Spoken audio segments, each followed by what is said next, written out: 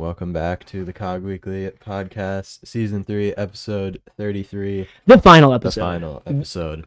I should say the actual final episode. Actually. Because if you watched the last podcast, you would know that there was a bit of waffle about it being the final episode of season 3. That waffle might have come from a co-host named Leonard Larson, which is unfortunate because we realized, or should I say I realized afterward, that it wasn't the end of season 3 because most of you guys would think it's due to the Champions League final happening over the past couple of days. And that was in part why we needed to postpone the season a little bit. But mostly it's because we have to dish out the season 3 awards. So we're going to do that later this episode. You'll be able to see tons of awards consisting of fans of the year, surprises of the year, Hassani of the year, all that kind of stuff. But before we get into that, we should talk about what happened this week with the Champions League final. And before we get into that, we should talk about who won the Hassani of the week. So without further ado, let's get to the Hassani screen and debate between these 3 players. Should we go left to right or right to left? Left to right. Sounds good. I think so. So the first one is, we did predict 3 finals. It was kind of the week of finals. Indeed it was. Week. And the first one was the Conference League.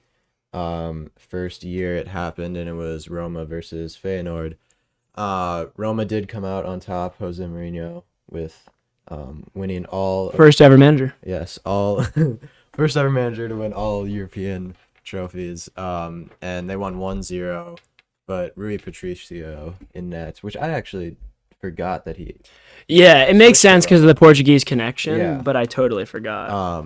He recorded 5 saves, and one of them was incredible in the second half. And I'd say we watched the game, and the second half was all Feyenoord. It was, yes. It was typical Jose. It was a Mourinho masterclass. Park the bus, kind of, in that sense. Even Tammy Abraham up top was doing a bit of a dive show, drawing the fouls. But did you see the wink after he went down? That's great. So cheeky. Yeah, but he wins, and he won this one again, and I think it just puts him higher in that manager. It does. All-time list. We both. Well, you actually sadly did not predict Roma because you had to switch. Remember that? Mm-hmm. It's unfortunate that happens, but I'm happy that it happened that way. Yeah. I wanted Jose to get his final European title. Yeah. It's not as prestigious as people may think because they've just sort of added an echelon below the other 2 trophies and tournaments, which he has now won, but it is still, he is the first to do it. That being said, Pep Guardiola, Jurgen Klopp, those guys couldn't physically do it because they were in a higher level competition. Exactly. And I think it probably has to do with a lot of money as well. Yeah. These teams, I guess we see now, Tottenham, Manchester United, they didn't get as high as they wanted in the Champions League. And then, they're in their Europa League. But if they don't do well in that, they can still get money from the Conference League. And it's just, I feel like one more step for those big teams that need the big rake in the cash. And 100%. I think that's why. Second one is probably the man of the week. Yeah, if we're looking at out of the 3 players who is the best in the week, it's probably going to be Thibaut Courtois. I feel as though that's what we're going to decide on. Not quite sure how much competition there is from the other ones, but Courtois had 9 saves in the Champions League final. Some of them were just absolutely incredible. He kept Real in the game the whole time, similar to a Rui Patricio type of performance. It was so incredible from Thibaut. The saves he was making were outstanding, both first and second half. He kept Real Madrid really in the game the entire time until Vinny got the goal, especially through a little bit of turbulence when Karim Benzema scored, and then it was called offside for reasons that I don't understand. Yeah, confusing. But he totally kept him in the game and kept him going. If Liverpool put away any of those shots, I remember looking with you. We were both at Brits during the final. And if you're from Minnesota, you would know what Brits is, but it's just like an English pub, and there's tons of people who go and watch huge soccer matches there. So it was packed. And I remember sitting with you and watching and seeing maybe 15, 20 minutes in that Real hadn't had any shots and Liverpool were at like 9. And I was like, wow, this is outrageous. And they weren't all on target, of course. Yeah. But, I mean, Courtois totally kept them in the game and kept their momentum high, because if one of those goes in, your head goes down, Liverpool have momentum, and it's much harder to come back. But that's kind of the story of their whole Champions League campaign. It totally is. It just had to be this way, where Real would be... looked like they were getting dominated, they were not in the game, and then they take one chance, score from it, and then everyone just celebrates them because they beat, again, a top-level team after beating Chelsea, PSG, and Man City on the way to get here, which I think also, I feel like if Liverpool did win, it would be looked at as probably less than their past Champions League. I feel like they did... the teams they played weren't incredible. Real Madrid had the better run. Yeah. 100%. Yeah. I feel like that just speaks for itself if you look at the teams that they beat throughout the competition.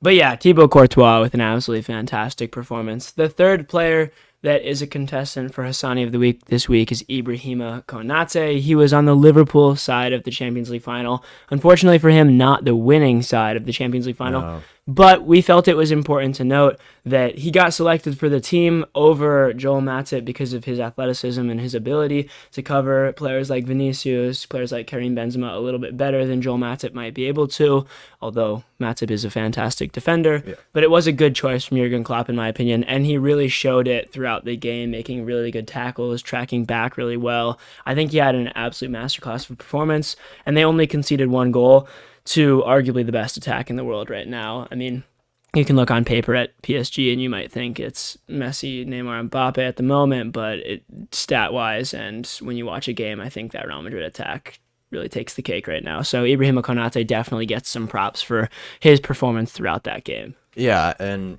like you said, he has more pace than Matip and more agility, and that's probably why with Vinicius most likely taking advantage of Trent being up higher in most of the game. They're probably safer with him covering for Trent in those situations than Matip, who might get exposed more. But also, Liverpool started Konate and Luis Diaz, who both signed this year, which was kind of incredible. They didn't start Jota or, like you said, Matip, players who have been at the club a little longer, but to start, especially Luis Diaz, who came in January, was crazy, pretty incredible to start in a Champions League final in your new team. But we talked about it a little bit. I don't think we have to debate. Really, it's not debatable. Who the Hassani of the week is? Thibaut Courtois. Congratulations, Mr. Thibaut. I think everyone would agree. Biggest game of the week, arguably the biggest game of the year outside of World Cup times. And, I mean, he showed up big when his team needed him most. And as you can see, standing there with the winner's medal. So it really paid off. So congrats to Thibaut. Now we have to figure out what his Hassani rating is. As you can see on screen, like we've had the past couple of weeks, there are the top 3 and the bottom 3 of the Hassani of the weeks for season 3. No changes since last time in that the player that we selected last time, Mario Balotelli, got an 8.15, which didn't see him in either the top or the bottom. But what are you thinking for Thibaut Courtois? Well, as we see from the past, the only other goalkeeper was Kelleher for Liverpool in that Carabao Cup final, I believe. And I'd say this season, that performance and Courtois' in the Champions League final were the only two where a goalkeeper had a performance where it actually made me recognize that he was doing really well. Because it's hard for goalkeepers, I feel like, even if they do play well, for people to recognize it in games, and you have to play super well to do that. And with Kelleher, he did that. With Courtois, he did that with 9 saves. So I think it's something special, and I also think it's better than Kelleher's performance. I would agree. So I'm gonna go with an 8.6 for me. I think it's probably more than anyone but Benzema's multiple goal Champions League. Yeah, when he had the 8.75 and the 8.8. Yeah. Those are probably the biggest performances we've seen, but I would 100% agree with that number to the point where I'm actually just going to back you. I'm going to say 8.6 is what I agree with as well. Just the strength of how much it mattered to win that game, the stakes and how he performed. Like I said before, totally kept his team in the game and allowed them to get going like they needed to get that goal in the second half, especially after lots of controversy. Now that concludes the Hassani of the Week for Season 3, Episode 33 on May 30th. Lots of threes there. Yeah. As you can tell, it's all the threes to conclude the third season. And we planned it out. It makes it right. Yeah. 100% makes it right. Well, do you want to talk about just a little bit about the game before we dive into the awards? I know we covered it a little bit, but I do just want to talk about that decision that was made to call Benzema's goal off. Do you understand what happened there? Well, so I think it was Robertson was behind Allison, and it doesn't count as offside, or he doesn't count as keeping players onside. Yeah. So he didn't count. But I didn't feel as though, I don't remember if it was Vinny who was up there next to Benzema, but I didn't feel like the Real Madrid player passed it to Benzema. I felt like it was more of a deflection off the Liverpool players, which makes me confused as to why that really happened. I would love some clarification if someone watching would reach out and let me know on that. I would love clarification there, because if it felt as though it was a deflection from the defenders, and it wasn't like an attacker outright hit it and then it deflected to Benzema. It was kind of a scramble in the box that just poked out from the Liverpool players. So I'm kind of confused about that. But at the end of the day, it didn't matter. Real Madrid got the win. Yeah, exactly. So if someone watched it, though, let me know. Yeah, I agree with you there. It was the Real Madrid player who I think is either like Valverde or Vinny, but might have been Valverde. They kicked it, but it was also Matip, and Van Dijk was keeping Benzema offside. He was the closest to him, but so it must have been Trent and Matip maybe sliding in to block that, and it definitely deflected off of them. But I think it's the argument of, was Benzema offside like just in the split second before it deflected off of them, because then he would still be offside. But yeah, true. It was really, I think it's probably the right decision, in my opinion, just because, I don't know, usually when there's a very controversial like offsides or even like handball or penalty, they usually don't give it, just because people will then not give that excuse like, oh, how did he give that penalty? 100%. And that gives a goal to the other team. So I think it was fair, and obviously Real Madrid, like you said, then capitalized their own through very good goal. And I guess another debate was, did you think Valverde's assist was a cross or shot? Because I saw some people like kind of dogging on it, saying it wasn't. When I watched it back, I thought it was a shot, but when I watched it the first time, I thought it was a cross. But I don't really care. Like, it's just like it landed in the right spot. Yeah. And I'm not gonna say like, oh, Valverde, you don't deserve any credit or as much credit as if it were a cross, just because it might have been a shot. Like, no, you got the ball there. Then Vinny scored it. It counts. It's a goal. It was an assist in the Champions League final. Like, forget about it. With all the hate, it was sick. You know what I mean? Yeah, I'm still not sure, because I mean, it would have been quite the poor shot if it was it would have. But it also landed in the perfect slot in the box, and he was also pretty far. He didn't have a great angle for the shot, so there's a lot of variables that I would say I'll give it to him either way. And like you said, it doesn't really matter. The goal went in. He can say it was a cross all day long, and that's really all that matters. But I mean, I know you're more of a Liverpool fan, I'd say, outside of obviously for the title race, you wanted them to overtake City. Yeah, I have weird ways that I go about this. Yeah. I was a Liverpool fan in the title race. I was a Real Madrid fan in this game. Yeah. I like Real Madrid probably the most out of, I mean, if you look at top 5 leagues besides Brighton, I'm probably Real Madrid. Really? Yeah. Okay. But if you look at Premier League outside, well, I don't even think I'd pick Liverpool at that point. But if you look at Man City, Liverpool, I'm anti-Man City. Okay. Yeah, you're more anti-Man City. It's more about that I'm anti-Man City than I am pro-Liverpool. But I become pro-Liverpool when it's between them two. But yes, I was Real Madrid for the final. And I'd say there was a decent amount of people that when we were at Brits that were also Real Madrid, which was interesting because it was an English British pub.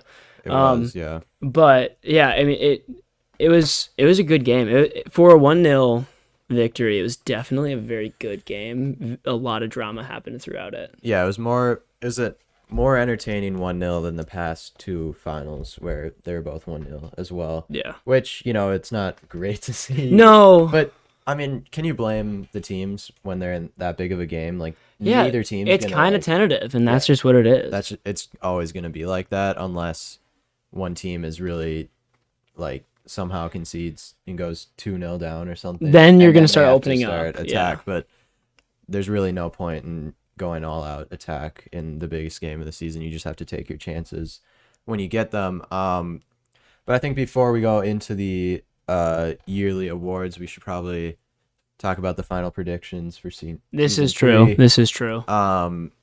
You ended on a good note. I did. I ended 2-1, which I'm happy about. Yeah. Obviously not with a positive record, not with the record that I would have wanted throughout the season. No. My record for anyone listening or watching was 19-32. So Suddy just laughed in the background. 32. So it was under 500. Yep. Which is, I mean, it's not really what you want. But that being said, I'm still proud of myself for digging myself out of sort of a trench. I was getting 1/3 of every one of them right. So I was basically winning 1/3 of my predictions. Yeah. And then I switched and I brought it up towards the end of the season to be like 2/3.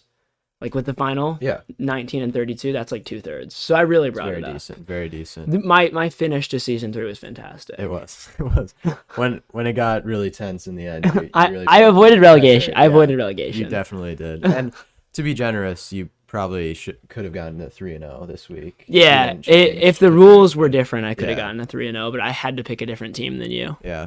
I finished 28-23, which that's pretty solid. I mean, that's a positive record right there. You can't really complain. You can't write it, can you? No, you can't at all. Suddy with the applause. That's fantastic. You don't get that. Yeah. Okay. Of course I don't get it. Well, Suddy did contribute to Leo's record, so I think. To be fair, Sutton did contribute. Yeah, but Suddy was positive when he contributed. That's true. Mm-hmm.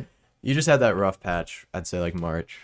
Yeah, well, so we only started recording predictions in, I don't remember when. We started, like, with Hassani's and predictions and everything. We started recording towards the end of season 3. Yeah. Which is, like, I mean, maybe you could say middle end. So middle. Probably middle, yeah. So, obviously not great that I don't have the beginning predictions to add there. But honestly, if I'm being perfectly honest with everyone, I would probably be much lower.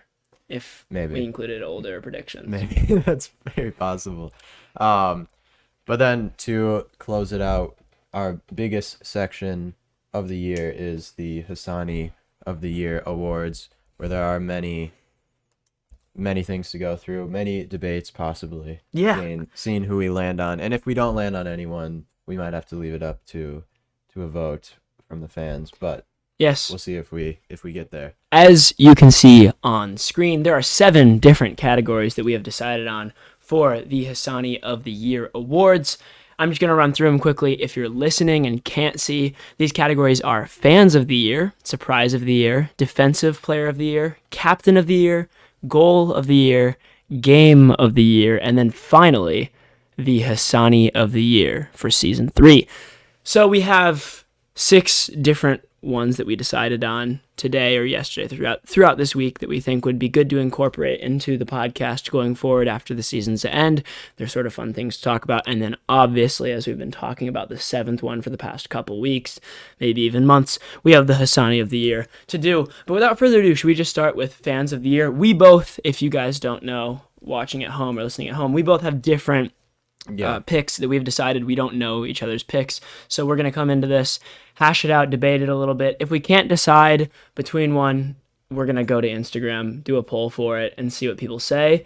And then, the 100% final winners of each of these awards, whether it's a group of fans or a team or an individual player, that will get announced on the COG Weekly Instagram following this episode. So exactly. Be ready for that, be excited for that, and also be excited to hear what we think for these 7 different very prestigious awards right now. Yeah. Starting with Fans of the Year. You can go first because I just gave us the introduction for that. So who are you thinking for Fans of the Year?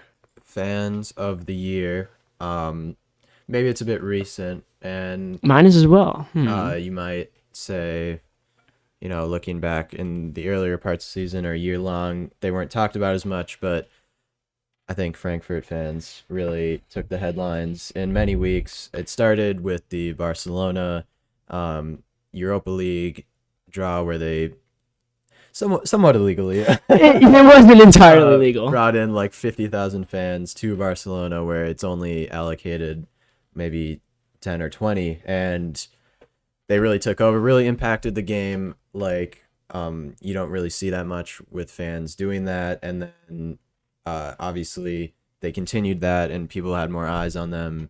And then in the final in Sevilla, their fans were incredible. They had the whiteout, they had flares going, they had the tifo. It was really the best of German fans and the best of football fans, and I think they're rightly awarded this award for me. But what do you think? Right, so it's going to be hard for me to overturn your decision because in mine, I said blank with Frankfurt close behind. Okay. So it kind of makes it hard for me to really overturn the full decision. Yeah. But I went with Everton fans. Okay. And the reason that I went for this, another somewhat illegal thing happened as when they avoided relegation, which is a whole nother concept. But in the past couple weeks, they have avoided relegation. And people were kind of confused why they were celebrating so much as a big top-level club avoiding relegation. Fans are going crazy. But literally the entire stadium flooded the pitch for 30 minutes to an hour after the game ended. Yeah. And, Frank was with the fans. He was dancing with them. And it was like an actual party in the stadium. None of the security guards cared. They were trying to protect the players, but it was amazing to see, although all the clubs and everyone had to say oh, you can't do this, it's illegal, blah blah blah. No, I don't care about any of that. Throw it out the window. We love to see it. I love the passion in football when that happens. Obviously I don't want anyone getting hurt. Obviously Patrick Vieira beating up a fan was maybe not the smartest Probably wasn't move. The outcome they wanted. No. And the fans pestering him also wasn't good, but it's the passion that I like to see in football. If you've seen Green Street Hooligans before, the movie, you'll know what I'm talking about. That's the passion that English football needs. And I love to see it. And those fans had been through a lot this season with nearing the end of their Premier League experience, at least for next season. And obviously when you go down, funds are really hard to attain, blah, blah, blah. So there's a good chance that they might not have come back up if they weren't able to retain good, valuable players in their team. So it could have been the end of their Premier League experience for quite a while, and those fans really stuck with it. They kept supporting them, they kept singing through the games, and they really, really tried to push their team on, and their team ended up doing it, and then they celebrated with them. So for that reason, my vote goes to Everton, but I totally understand the need for Frankfurt to be number one in your mind and possibly number one in the general consensus. So I had a similar thought. My second would probably be Leeds fans because every time I watch a Leeds game at home or even away when you can see the away fans, it's always limbs. And you don't really get that at home games, I feel, as much. Usually the limbs are away, but in a home game, when they score, the whole place goes crazy. There's no tourists or anyone who aren't really as passionate. I think they're one of the best fans in the Premier League, and it's a special shout out to them. But I think Frankfurt really for this one, I'll give it to you. Yeah, I'll say Frankfurt. I really rate Everton fans. I wanna give them the award, but I do understand. I didn't want to pick Frankfurt because recency bias and the fact that on top of that, they are a super obvious pick. I wanted to spice it up a little bit. They are the team that everyone's talking about, like, wow, look at all their fans, blah, blah, blah. But yeah, they deserve it. I think when you make an effort like that, you can't go without being noticed. But I also think, like you said, they're Everton fans are passionate, and a lot of people were saying after, like, oh, they're storming the pitch because they didn't get relegated, like they should be in the top 10. It's like whatever. Why are they celebrating? Whatever. I've been there with Southampton when they literally, well, I don't know where it went, but they secured safety on the second to last game. Hold on, let me find it. It's right here. Yeah, second to last game of the season. They won. Yeah, you can hold it up. There you go. Here, I'll move it towards the camera pretty close. That's perfect. So you can see it. You can see the picture there if you're watching. Nice, there we go. You can see the picture there if you're watching. That's Manolo Gabbiadini. Yeah, great. Scoring an absolute worldie. Well, not really, but it was a worldie in everyone's mind. Not quite a worldie, but very significant. And it was second to last day, just like Everton, where they pretty much secured safety. And obviously it was away, so they didn't storm Swansea's stadium. A bit odd, but like I know the relief that happens, and I completely think it's valid that they did that, even though there were some bad things that happened. I agree. Yeah, I understand why they did it. In my opinion, if you're happy about something, go celebrate it. And obviously they were happy about that. Yeah. So props to Everton fans, props to Leeds fans, but even bigger props to the winner of this year's Season 3's Fans of the Year award, which goes to Eintracht Frankfurt fans. Yes. Huge. Congrats. Huge. Congrats to all of you. I mean, at some point, there's probably an Eintracht Frankfurt fan who watches this. Must be. Congrats to you. Yeah. You guys are great. Moving on to the surprise of the year. Now, this one is a little bit different. There are a lot of things that you can do with such a broad category. Surprise of the year could be a player signing somewhere, a player not signing somewhere, a club being bought out with ownership, a team getting relegated, a team winning a title. Like, it can literally be anything that you didn't see coming. Super surprising that really wasn't expected. Now, I'm going to go mainstream here. Yeah. Because I know mine's mainstream. I don't know what yours is, but if you agree with me, that's great. But I just know mine's super mainstream, so I want to get it out there. It's recent. It's a huge surprise. It's Kylian Mbappe staying at PSG for all the money.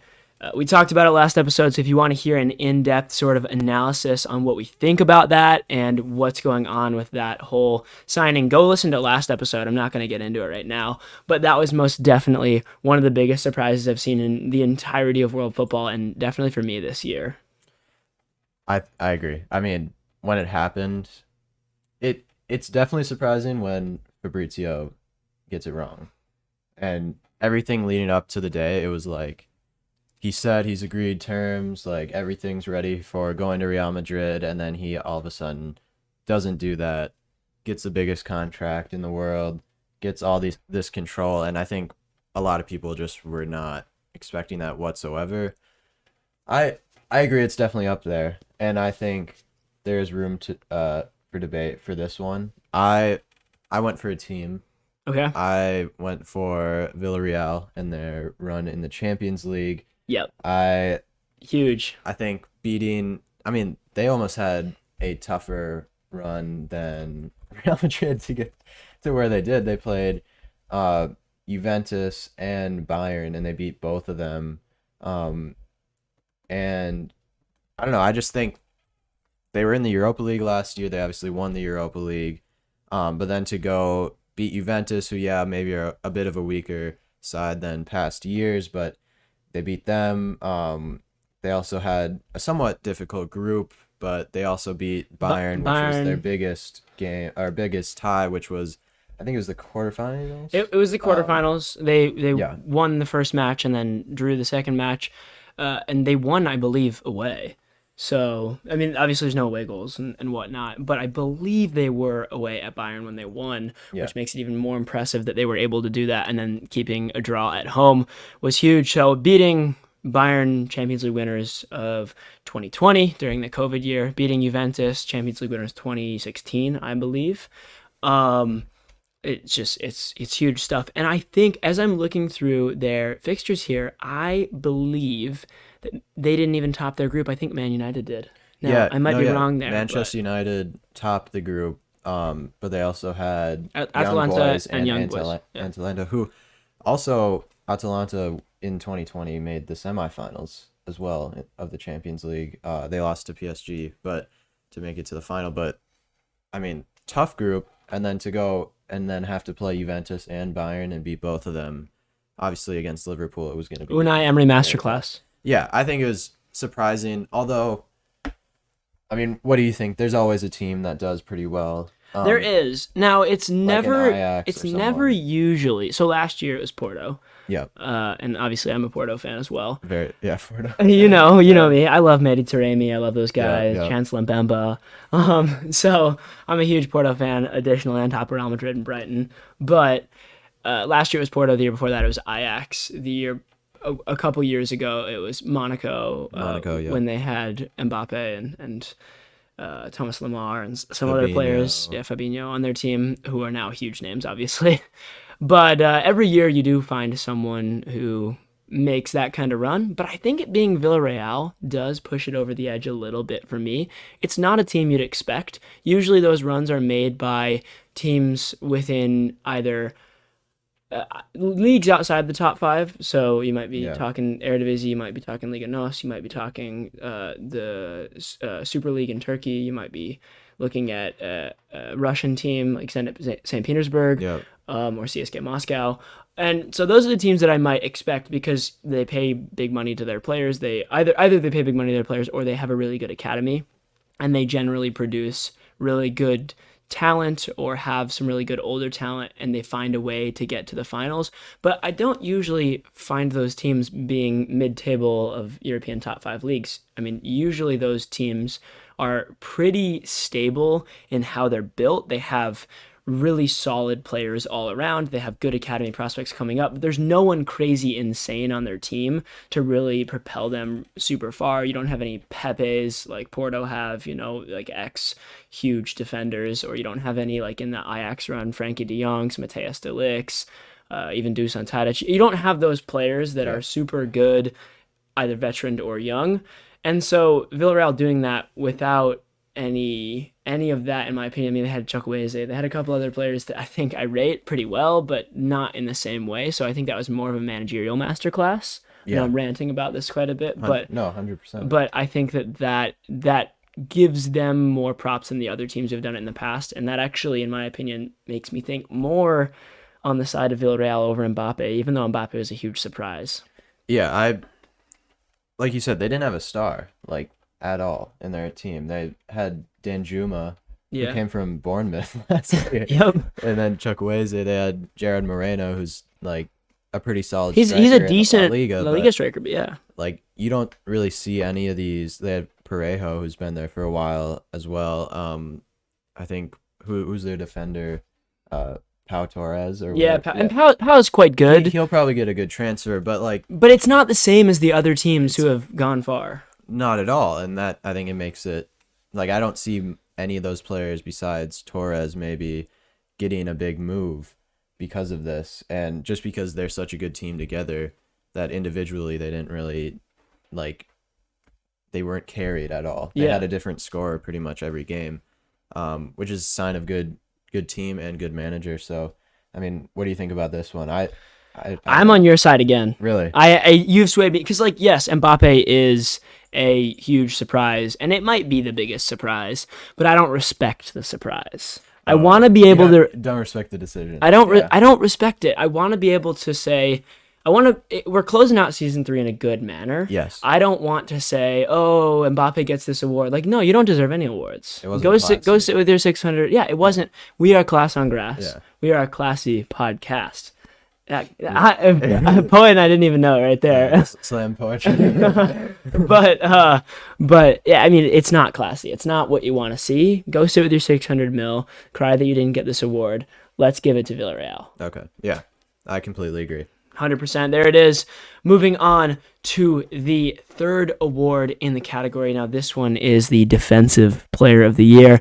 You started last time. No, I started last time, so you got this one. I got this one. Yeah. Yeah, I think we thought usually a lot of the attackers get the praise, especially like Ballon d'Or and all these. A defender doesn't usually get into that mix. So I think it's good to showcase who the best Defensive Player of the Year is. For me, I'm going to go with Antonio Rudiger. That was really high up on my list. Really? Yeah. Okay, so we didn't agree again. Yeah, we didn't agree. Yeah, okay. But I was really heavily debating him. This was an entire Premier League selection for me. Yeah. And I respect that a ton. Incredible beginning of the season. I mean, from August until mid-February, I would have 100% said that. I do think he fell off a little bit towards the end of the season. Yeah, I think it has to do with Chelsea as well. Yeah. Their form completely dropped off in that space, as you said, like past February. But I also think that he really showed like a feisty defender. Thiago Silva was my other choice. I'd say that.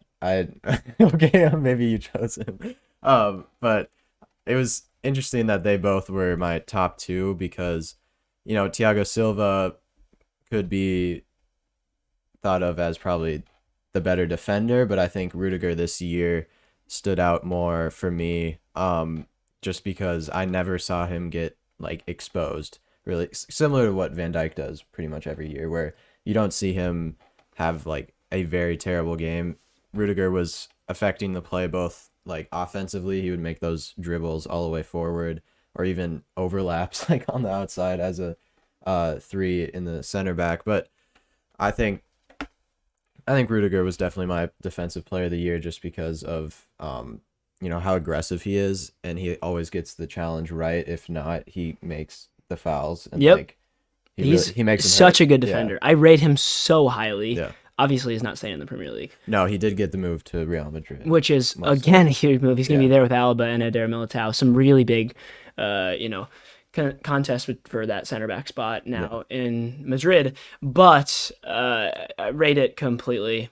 You did say who I chose. I chose someone who I also wanted to be my captain of the year, although I realized later on that he wasn't the club captain, so I couldn't choose that. We're only doing club captains. Yeah. But the player I'm choosing is Thiago Silva.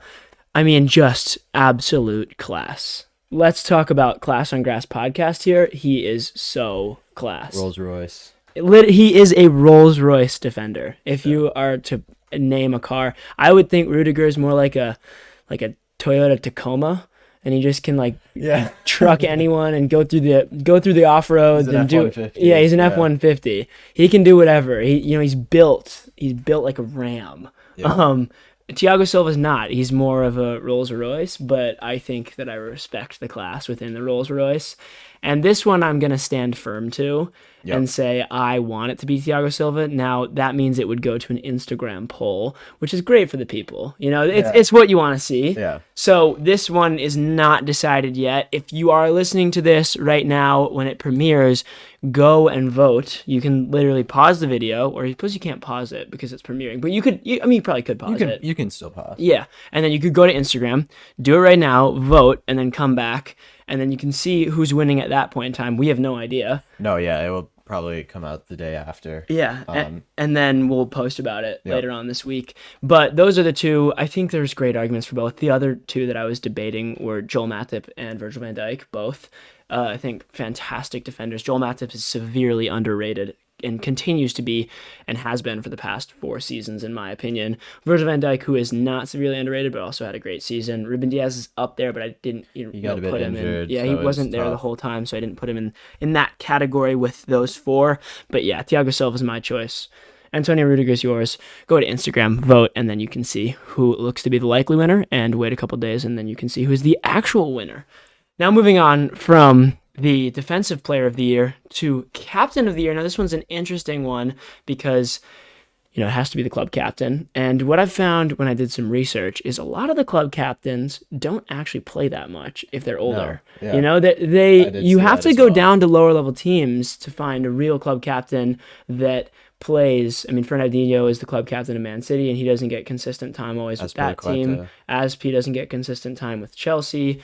Mark Noble doesn't get consistent time with West Ham. You know who does, though?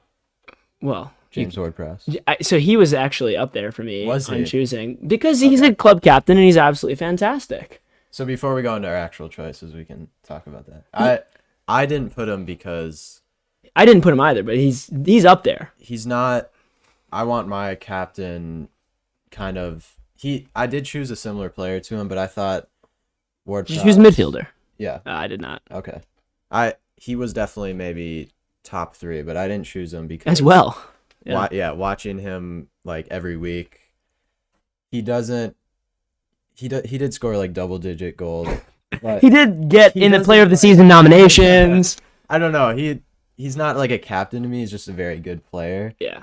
But we don't have like a captain at all. Yeah, I suppose. I would actually think Oriol might be a better captain. I think in terms of leadership. Leadership-wise, Ward-Prowse can lead by example. Yeah, as his position, you don't notice him just because he does everything right. He won't make that explosive play unless it's on a free kick. But I think we don't have a true captain. We just have Ward-Prowse, who's obviously our best player, which I think a lot of clubs struggle with. Best player United, versus Harry Maguire. There's no way you see Manchester United, like obviously Ronaldo did captain a couple times, but he wasn't the club captain. Yeah. Which is like, it's hard to kind of choose between, and I think a lot of managers probably that's why they change a lot of the times. It's like, yeah, you can be club captain, but you're not going to play like every game just because you're not good. It's just like you're old and you know the club inside out. I mean, James Milner, for example, club captain of Liverpool, but Jordan Henderson found himself with the armband nearly every game. Yep. So it is a bit of a different one, but we're going with club captains. So who did you choose again? I don't know if you said. Is it me first or you? Actually, no, it is me first now, isn't it? Okay. So I know I said that my vote was for Everton fans in the fans of the year, although they didn't win. I'm hoping that my player now does win. It is an Everton player. It's the club captain of Everton. It's Sheamus Coleman. He found himself in the 30s for games played in the Premier League, consistently contributing to that team. I think he's a great leader, leads by example and vocally on the field. He's been there for quite a while, and he found himself in the heart of that team who was able to fight at the end of the season to retain Premier League status. So for that reason, I put him as my captain of the year. He was in mind as well.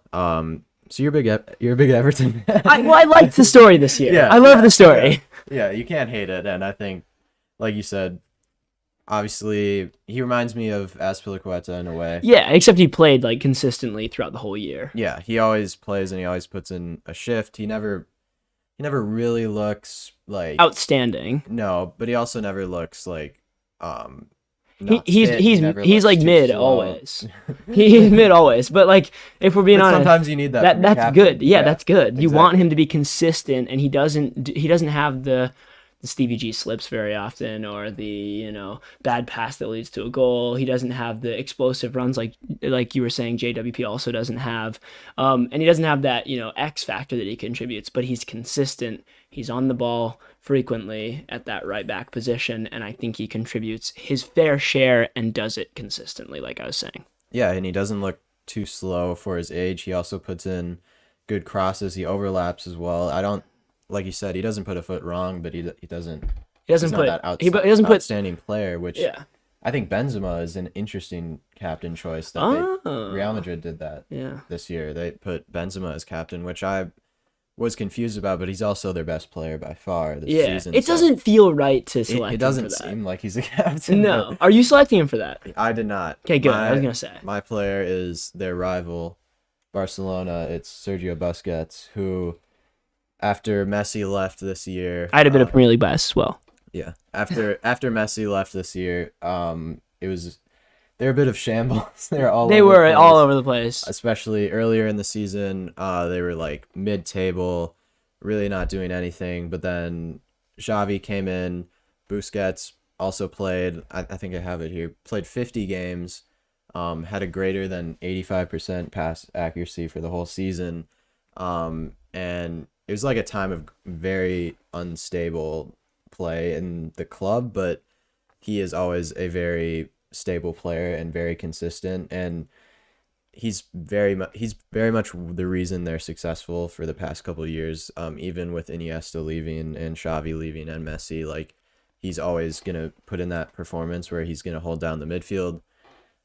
Also with like Gavi and Pedri and young guys coming in, I think it's huge that him, PK as well, staying in, like these older players. I think it's huge, and I think Busquets was definitely the reason in their second half of the season to keep them going up the table and then to finish in a Champions League spot. No, I totally rate it. I think it's a good decision from you. Again, I don't think I'm going to settle on this one. I don't think I'm going to say like, oh, I think it belongs to Busquets. Now, there is great arguments for both players. I think Busquets may have been a little bit more important to Barcelona this season, but I mean, I think that I don't know. I can't like say. I want to see what the people say for this one. Yeah, I'm in the middle as well. I'm not sure if like captain of a club who almost got relegated would be I guess. Insane, I mean, he also was like huge. He'd definitely be huge in those last couple of games.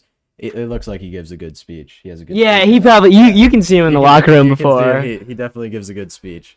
And I think there's definitely an argument. Yeah, I can't settle on Busquets. I don't know. I just don't feel like. I don't know if this is a bad take, but I feel like Busquets is the introverted kind of captain. Yeah. And I don't want to select an introverted captain. No, none of that. No, we got to get come on, the boys. Let's go. That's also huge. That's what I want. I want the Ben Foster kind of captain that really, I don't even think he's the captain of Watford. But, like, you know what I'm saying? Just given he might be. But given his. I don't know. We should check. Yeah. But given his prowess that we've seen on YouTube, I want that personality going into the locker room, getting the boys up for the game, getting them ready, and making sure that they all put in a shift consistently. So, for that reason, this one is also going to Instagram. Same thing as last time. Go vote on it. Pause the video. You probably also voted on it. Well, you were. Yeah, you did it. You probably did it. Yeah. To be fair, like you might have seen all of them so far already, and then these aren't really surprises to you. But that being said, go vote on it, and then we will decide in the end who wins this one between Sergio Busquets and Sheamus Coleman. Moving from Captain of the Year, we have Goal of the Year, another big one, and you can go first on this one. For mine, the goal came in a game that almost won Game of the Year for me, but not quite. It was a goal that, it mirrored the best, like Messi, like Pele, Maradona, a goal like that. I don't know if you can guess it now.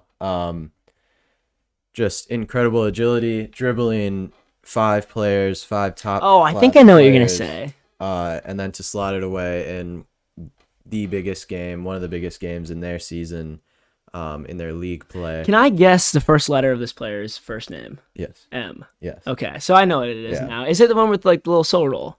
Yeah. It is. Okay. Mo Salah versus City in the 2-2 draw at Anfield. He got the ball, top of the box, was double teamed immediately, cut through them both, and then was 1-on-1 with, I think, Laporte, and then went to his left, which is where they thought he would go, cut back on his right, and then dribbled one more time before shooting at far post. And I think you only see Messi do that, really, in the past couple of years, and I've never seen a goal like that live, especially this year. I think by far was the most impressive. Yeah, people don't understand the amount of skill that it takes to pull off that goal in the Premier League. Yeah. Like I don't think people get how difficult that is. Players like Mo Salah and Messi have outrageous agility and balance and quick thinking and quick feet. I mean, you're going against the best defenders of keeping you away from their goal in the world. These people know what they're doing 100%. They will only make a mistake 0.01% of the time, and you are dribbling through them with absolute ease. That is outrageous. So I 100% can give the understanding of that being a good goal to you. I totally understand why you would choose that, but you might be looking at his name right now as you looked at our Hassani sheet. But I think I know. My goal goes to someone who has scored this and many others much more recently than your goal, which happened, I think, before winter break. Yeah. Yeah, it was definitely mid or early season. Yeah. But my goal goes to in my opinion, Puskas contender, Mario Balotelli, who recently, and as recently, I mean literally last episode's Hassani of the week, scored the goal after doing 7 step overs and then a Rabona into the bottom right corner. Absolutely crazy, kind of funny, but in my opinion, that is my goal of the season. Now, I think Mario Balotelli could have done Mo Salah's goal. Do I think he could have completed that? Absolutely not. Do I think Mo Salah could have completed Mario Balotelli's goal? Absolutely. But just given how crazy it was, I'm giving it to Mario. And do you think this one can go to Instagram as well? I don't know. I don't want to give this one to Salah. It's the goal of the season. It's not the skill run of the season. I don't know. It's such a street FIFA goal. It is. It's unreal. I mean, there's never a time, like rarely if you're a professional where you have that much time. Yeah, that's outrageous. You're pretty much at a walking pace, just do 7 step overs and then have the balls to go for the Rabona. Yeah. And you think, oh, he's just done a bunch of step overs and then slotted away, but then he adds on to it and goes for a Rabona, and it's like why would you ever do that? Why would you even think about doing that? But he did it. It worked. Yeah. I mean, I don't know. I don't want to settle on this one. Okay, do you want to try and hash it out here, or do you want to just leave it to Insta? You get the choice. I mean, I don't think it's better than Salah's, but okay. Personally, so how are you defining goal of the season here? How do you want, is it the most outrageous? Is it the most difficult? Is it the most eye-catching? There's so many things. I mean, you could say Andros Townsend with some of his volleys would get goal of the season, but that being said, it's such a different goal than when you look at a Mo Salah skill run or a Lionel Messi skill run. You can look at a goalkeeper hitting a bicycle kick. Remember, you know what goal I'm talking about, and that's so much different than Mario Balotelli doing 7 step over. They're all goals. It's so hard to rate them because each goal in and of itself is so much different from the next and takes so much different set of skills. That's why you see certain players doing certain types of skills and completing certain types of goals more often than others. I mean, Messi and Salah will have those types of goals in their locker every season or every other season while they're in their prime. Versus, I don't think Balotelli would ever do that, but I also don't think Salah would ever complete a goal like Balotelli. That being said, I think he could, but I don't think he would. I mean, the reason I didn't go for a 40-yard screamer is because anyone can do it. That's what I'm thinking. Absolutely anyone can hit a strike like that. It's rare, but it doesn't take a special player to do it. It takes a special player to do it multiple times. Yeah, I'd say. I mean, Andros is special. Yeah. But there are other people that score goals like that. I mean, you look at Casemiro at Porto, or even Rodrigo earlier in his career at Man City. You see players who score goals from 35, 40 yards out, especially defensive midfielders, surprisingly, pretty frequently throughout the year. And they're incredible goals, but I don't think they take as much skill as either of the contenders that we have. No, and I don't think anyone, I think if you put every professional player in Salah's situation, I'm not sure if anyone but Messi, maybe Neymar or Mbappe or someone of that level would be able to complete it in that moment against top level side. So you're saying it has to be a goal that no one else could score? Yes, and I think level of play, against who it was. Yeah, Balotelli did score his against Göztepe. So that's a bit of a... Also great. Yeah, I mean, you respect the side. They only beat him 7-0, so it was quite the game. My thinking was not anyone can just score a goal like that. It was against Man City, a big game. To be able to be dribbling at that speed, and then your reaction time to whatever the defender's body movements are to then go the other direction. It's just incredible for me. I think we have to leave it up to... You think so? Instagram, yeah. Okay, Instagram, you guys got it. Sounds good. Yeah, it might have to be. But you guys know now, so are we saying goal that no one else would score? Or could score? Yeah. Okay, so if you guys listen to the podcast, that's the requirements. You can't just say like, oh, this was a cool, like, oh, I like this goal, or oh, this is a cool goal. Like, that's what we're basing it off of. Yeah, and that's why I didn't go for like Award Prowse versus Wolves. Yep. Because yes, great, not many people can do that, but many people can hit a 40-yard screamer. It's not many people will do that, but if you put 200 footballers at that spot to take that shot, quite a few are going to make it. Yeah, it's striking the ball. It's not dribbling to then get into the position to score. Yeah. So I think that's probably the difference. But we can end on a draw there. We'll end on a draw and see how Instagram reacts to that one. Exactly. But second to last is Game of the Year, which is, for me, I'd say it is most entertaining game of the year, most high stakes. When you watch the game that you chose, you were watching from minute 1 to the last minute thinking, like, I cannot take my eyes off this game, which is just pure football and stuff like that. I know mine, 100% locked in. I'm backing it regardless of the circuit. I take my game to the edge of a cliff and jump off with it. I will die for this game. I feel like we have a similar game. We could have the same, but I feel like we have a similar game. Is yours in the Champions League? Yes. Mine is in the Champions League as well. What round of the Champions League are you in? Semifinal. I'm round of 16. There we go. That's where we differ. Do you want me to go first? Do you want to go first? I went first. Okay. For the goal. I got it then. Yeah. All right. So my game was the second leg in the round of 16 between Real Madrid and PSG. Now this game was already, the first leg had been played, and PSG were up 1-0 on aggregate. And then shortly into the game, Mbappe scored to make it 2-0 on aggregate in the first half. And then somehow there was a Karim the Dream Benzema masterclass in the second half where he scored a hat-trick to make it 3-2 on aggregate to send Real Madrid through to the round of 8 to the quarterfinals. And the third goal was absolutely fantastic. Outside the foot, first time from nearly outside the box, put it bottom right corner, sealed the victory at the end of the game. It was absolute limbs. I was absolute limbs watching it. It was my favorite time watching football in quite a while. I was having an absolute time. So that's my game, 100%. Okay. So, yeah. Mine's Real Madrid, second leg versus Man City at the Bernabeu in the semifinals of the Champions League. Which we watched together. Yes, similar. The Rodrigo masterclass this time. Similar reasoning is obviously City scored to make it a 2-goal lead on aggregate, but then literally with 90 minutes plus extra time, Real Madrid tied it up to then go into extra time, where Benzema scored a penalty. I think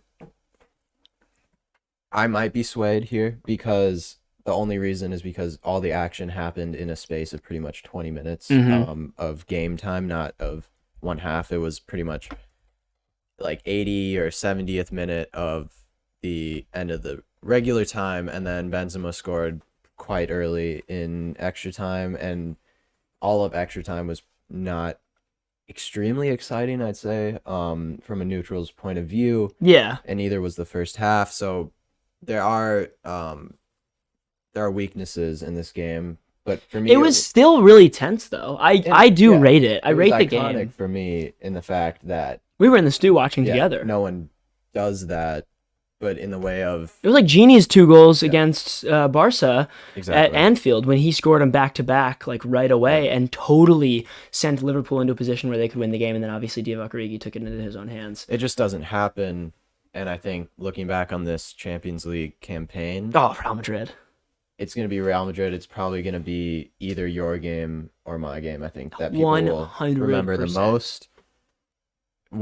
So I think you have the game up. I have my game. Minutes of the goals? Mbappe scored in the 39th minute in the first half. First half made it huge as well. 2-0. Early on in the game, they made it 2-0. And then through the span of 17 minutes, Karim Benzema scored his hat trick, starting in the 61st and ending in the 78th. And then it obviously ended at 90 minutes. No extra time on this game. It was a little bit more action-packed throughout. There was, the longest period without a goal was actually the first 40 minutes of the game. And that, I mean, shows that it was quite action-packed because, the first half is usually a little bit tense. And it ended really well. It was definitely limbs. It was an awesome game. But I don't actually, given these two games, I don't even think that me or you has the right to decide this. I know we're going to Instagram a lot right now, but I so want to see what the people say for this one because they're very similar. One of them is maybe a little bit less crazy with the on paper when the goal is scored, how it happened, but it was also 1 round later in the competition. It's true. So you have to remember the stakes are even higher. So it's so close that I'm really intrigued to see what the people say if we just say, game of the year, Real Madrid versus PSG, Benzema masterclass, or Real Madrid versus Man City, Rodrigo masterclass. I really wonder what people would say because I obviously know what I'd say, you know what you would say, but this is one that's on a knife's edge. I mean, I'm actually, compared to the last 2 or 3 that we have not decided on, I'm actually more willing to go to your side. But I'm more willing to go to your side. Really? Okay. Yeah. Well, I'm on a knife's edge as well, teetering this way. I think it's good then to go to the people. That's what I'm saying because I can't justify taking that away from you. Yeah. When I'm barely on my own side. Me too. Now that I've talked through, I'm looking back in the game. I'm like, nothing happened. Yeah. Until literally 20. But it was so limbs in those minutes, dude. It was crazy. It was the best, Producer Sutton was even there with us. You remember when Rodrigo scored those 2 goals and we were watching on the screen. Incredible. It was crazy. Yeah. It was so crazy. So fun. I mean, I will remember those 2 Champions League games for a very long time. They were just so fun to watch. The intensity you get. I mean, even the final with Real Madrid, the tenseness, the intensity, just all of it. You feel adrenaline pumping through your own body throughout the entire game, and that's not something you get super frequently. Any of these teams. I know, right? It's crazy. It's Champions League is something else. I mean, I have to admit, last year's Champions League final, I fell asleep for 5 minutes, and this year that could never happen. And this year's Champions League up until the final also could never happen. Yep. So it was definitely a whole different vibe, and I loved it. And I mean, let's leave it to the people. Which one do they prefer, the Rodrigo or the Benzema masterclass? Yes, we'll have to see. Now, on that note of a Real Madrid player, we have to give a more. This one's a consensus. This one is not a. It was 100%. It's 100%. We know who it is, and so now it's for the Hassani of the year, season 3. This goes to the player who has, either literally had the most Hassani of the weeks throughout the year, or figuratively, we think that they have been the most representative of having the best, weeks throughout the year, most Hassani performances. Throughout the year. You could probably as well, and Sadi could probably. I mean, it's definitely one that is guessable if you guys have been paying attention to the podcast. This doesn't go to a player who has been consistently good all year, although the player that I'm going to give it to has been consistently good. This is the player who is really standout, has had some of the biggest performances throughout the season, and that's why you know them. And I'll just throw it out there. It's Karim Benzema. Karim Benzema. 100%. There's no other player, like you said. I mean, we can look at the stats. He got it twice. Also twice within 3 weeks. He got an 8.8 rating for against, which one was that? That was PSG. For PSG, he also got an 8.75 versus Chelsea. Obviously then scored in the Man City legs, scored the Panenka, and also scored the winning goal. Just impact-wise, there's not another player in the planet this year that had that big of an impact on a team's success. They would have been out round of 16 easily if he wasn't playing. They would have been out in the quarterfinals if he wasn't playing. They would have been out in the semifinals if he wasn't playing. I mean, they would have been out regardless if he wasn't playing. I mean, do you remember Benzema in the group stage of the Champions League? I'm just going to read his numbers from the Champions League. 12 games, 15 goals, 2 assists.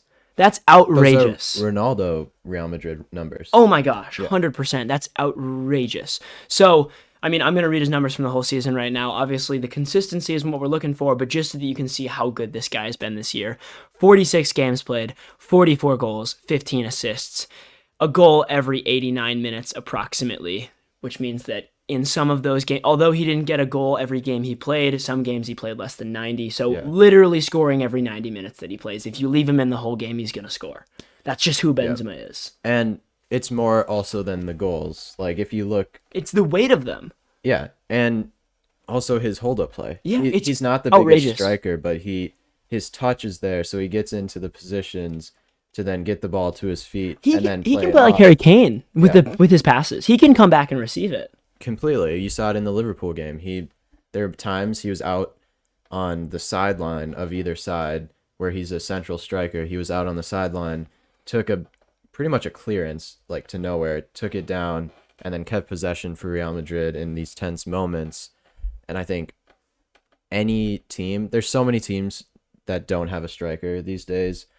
He is definitely like, he's the dream of a striker that you Kareem the dream. Like, a lot of strikers are either, don't show up in big games. That's usually they're not big game players, or they don't have the hold up play, or they don't have the finishing ability always, or they aren't a team player, or they come back too much to get the ball. They don't have the in behind play, or they don't have the aerial game. There is not a single thing about Kareem Benzema that doesn't scream striker, the best striker, outrageously good striker. I mean, it's crazy. Left. He can score with his right. He can score with his left. It's the Gary Neville. He can score from penalties. He can score from free kicks, and if you stick it in the air, he'll even score off a header. Yeah. I mean, he's a number 9. That's all I can say. It's there was outrageous. No one better this year, and you see it with Real Madrid winning the league, Real Madrid winning the Champions League. I know, obviously, it's an individual award, but he individually contributed so much to both of those titles. It's crazy. It's crazy. That's all I can say. Yeah. What a way to end season 3. Thank you guys for all joining us through a wonderful ride that we've had this year. This concludes season 3 officially. It's been an awesome time. We've enjoyed it a ton. Now we're going to take a little bit of a break. So if you're still with us watching this, you'll know there's going to be a couple weeks off. We don't know exactly how long it's going to be, but we have some things to hash out. But don't worry, because in the future, we will be bringing awesome content to you guys, whether that's YouTube videos, player interviews, great podcasts with guests. I mean, we have it all lined up. We have it all in the works, and we're super excited to bring it to you guys because, I mean, we can't wait we can't wait about where this podcast is going to go. We can't wait about, I don't even really know if those words work. We can't wait for where this podcast is going to go. That's good. Yeah. We figured it out. Yeah. You have to have a stumble before the season ends. No, yeah. One of them. We can't wait for what's to come with the company, with the other podcasts. I mean, it's just super exciting, and we're going to use this time to try and make what we bring to you guys even better. So don't worry, we'll be back. But until then, have a great start to your summer. Hopefully you can enjoy the sunshine, the time without football where it's kind of stress-free if you're a fan. Yep. And relax, rejuvenate, and we'll see you guys at the start of season 4. Season 4. Peace.